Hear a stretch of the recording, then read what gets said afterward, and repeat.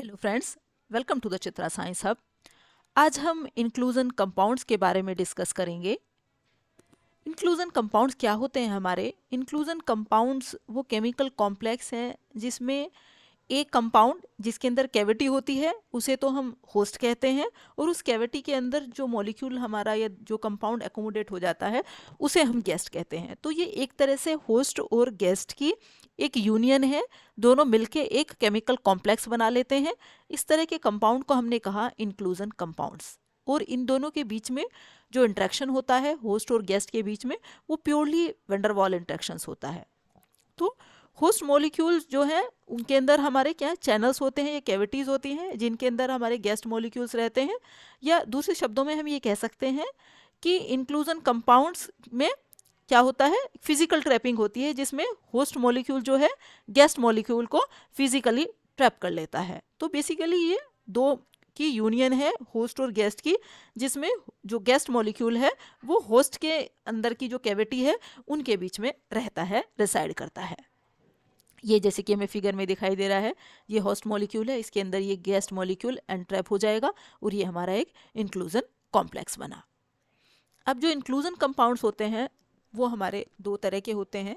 तो इसका जो हमने क्लासिफिकेशन किया है वो इस बेसिस पे किया है कि जो हमारा होस्ट मॉलिक्यूल है उसके अंदर जो स्पेस है, जो कैविटी है, वो किस तरह के साइज़ की है, और वो किसके ऊपर डिपेंड करेगा कि गेस्ट मॉलिक्यूल के शेप और साइज़ किस तरह का है।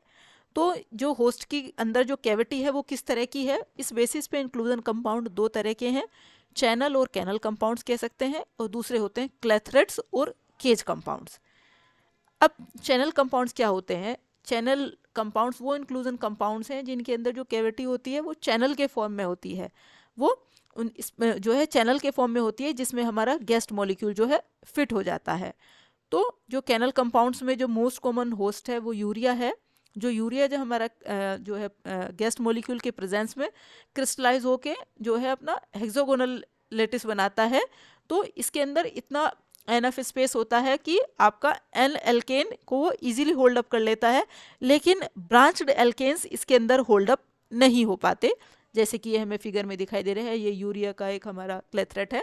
इसमें क्या है, जो है ये जो यूरिया के अंदर जो है एल्केन मॉलिक्यूल एंट्रैप हो जाते हैं।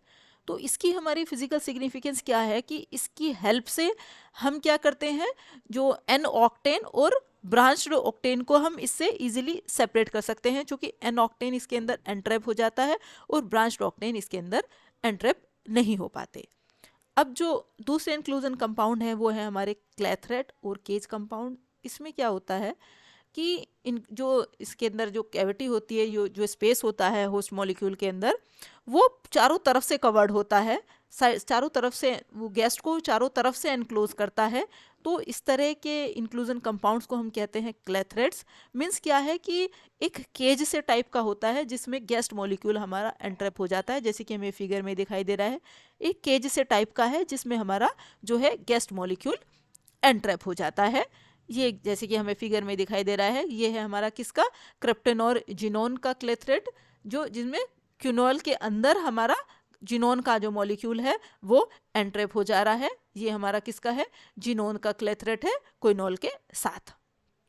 अब इसी तरह से वाटर मॉलिक्यूल भी केज बना लेते हैं जिनके अंदर गेस्ट मॉलिक्यूल जैसे कि Cl2 प्रोपेन और मीथेन इजीली फिट हो पाते हैं। तो ये हमारे वाटर के मॉलिक्यूल्स ने एक केज बना रखा है जिसमें हमारा मीथेन का मॉलिक्यूल एंट्रैप हो जाता है। तो ये था हमारा किसका, मीथेन का क्लेथरेट। तो this is all about inclusion compounds. Thank you.